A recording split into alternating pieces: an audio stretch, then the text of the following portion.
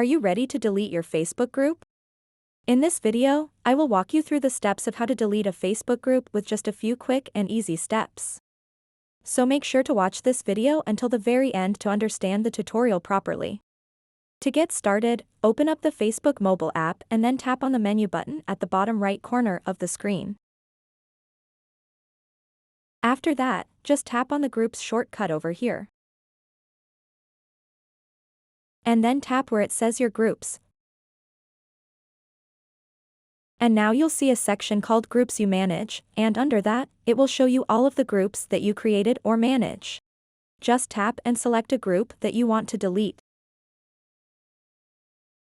After that, tap on the shield icon at the top right corner of the screen. Then scroll down to the bottom of the page. And you'll see the option to delete the group. So go ahead and tap Delete Group. And then tap Delete Group one more time to confirm it.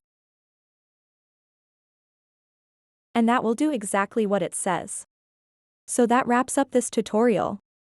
If you have any questions about this whole process, please let me know in the comments section below.